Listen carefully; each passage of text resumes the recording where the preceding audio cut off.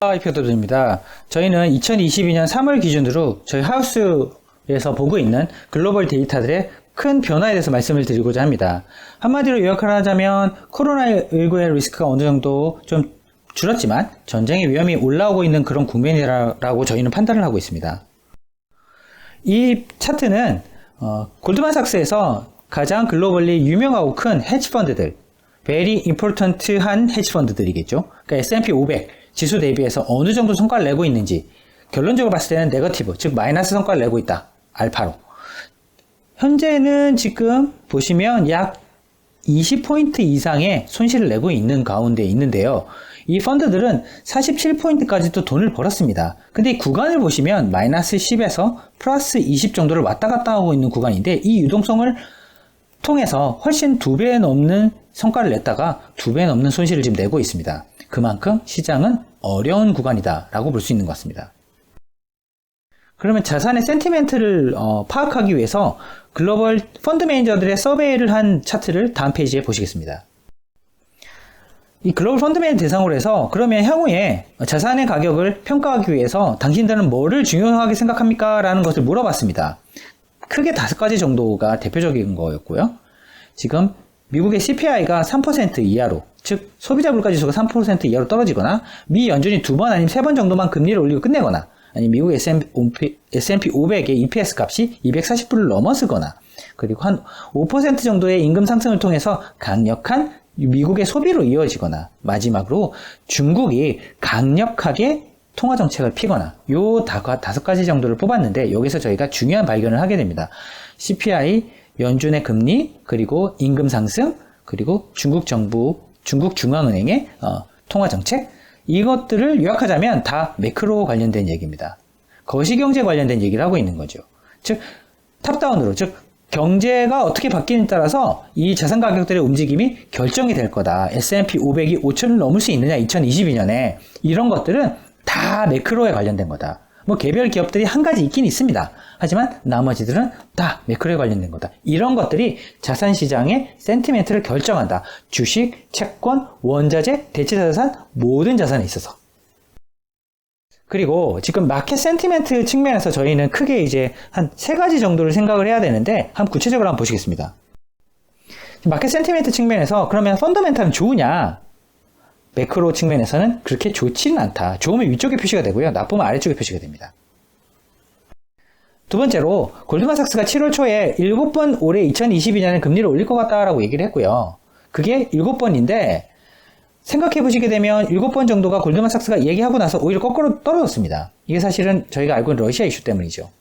러시아 이슈 때문에 지금 일단 시장의 불확실성은 늘었다고 생각했는데, 문제는 지금 인플레이션이 올라오고 있던 사실입니다. 그래서 이것들이 다시 내려왔다가 올라갈 가능성이 충분히 있어 보입니다. 따라서 지금 자산 시장의 센티멘트는 이 구간을 왔다 갔다 할 가능성이 되게 높아 보입니다. 그리고 그러면 지금까지 보셨던 이런 펀더멘털에 관련된 이야기 말고 투자 심리, 스페큘레이션, 투기적 수요에 관련된 얘기를 보통 IPO 액티비티를 통해서 많이 보고 있습니다. 즉 기업 공개를 한다는 것은 자기가 가지고 있는 되게 좋은 회사의 주식을 시장사람과 나눠 가진다는 건데, 좋은 가격을 받을 수 있으니까 그런 것들이 활발해진다는 의미입니다. 이렇게 쭉 올라가니까 미국 주식시장도 되게 좋았었고요. 하지만 지금 보게 되면 이 파일링 돼 있다는 말은 이제 대기하고 있다는 의미인데, 요렇게 오히려 떨어지고 있습니다. 그리고 실질적으로 2020년에 철회까지 나타나고 있거든요. 그러니까 이런 스페큘레이션은 지금 더 이상 시장에서 각광받지 못하고 있다. 그러니까 투기적인 수요는 지금 시장에서 많이 사라지고 있다라고 보는 게 맞는 것 같고요. 그래서 저희가 초반에도 말씀드렸던 것처럼 저희가 모델 포트폴리오 기준으로 보게 되면 현금을, 그러니까 채권도 안 산 겁니다. 그러니까 모든 자산을 안 산 거죠. 현금을 20% 이상 들고 있다는 의미인데, 모델 포트폴리오에서. 그 말은 저희가 들고 있는 자산 중에서 채권이라는 좀 안전해 보이는 자산도 있고요. 인플레이션 해지할 수 있는 이런 대체 자산들이나 원자재 자산들이 있는데, 그마저도 안 산 비중이 20%가 된다는 것은 그만큼 지금 시장이 쉽지는 않다. 그래서 해지가 필요하다. 어떤 해치가 필요하냐? 위험에 대한 해치를 3가지 정도 저희는 생각을 해봤습니다.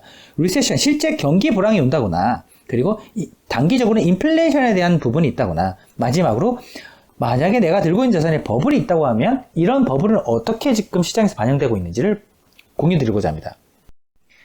첫 번째, 어떤 해지가 필요하냐? 리세션에 대한 해지가 필요하다. 리세션은 한 4% 근처의 미국 10년물 금리가 형성이 되게 되면 항상 올라왔다 시장 꼬꾸라졌습니다.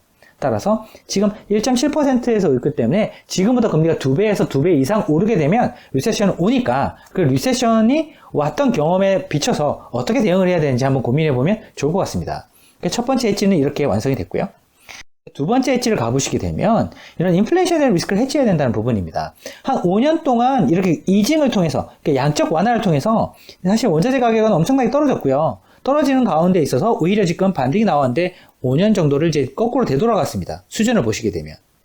하지만 여기서 2008년도에 있었던 240포인트까지 올라가려고 하면 지금부터 2배 정도 올라가야 됩니다. 그러니까 원자재 가격 평균적으로 2배를 뛰어야 된다는 얘기인데 유가 기준은 지금 110불, 120불이니까 한 200불 이상 올라가게 된다라고 한다면 커렉션이 올라오는 거죠. 그러니까 그 사이 동안에 발생할 수 있는 인플레이션을 지금 해지를 해야 된다.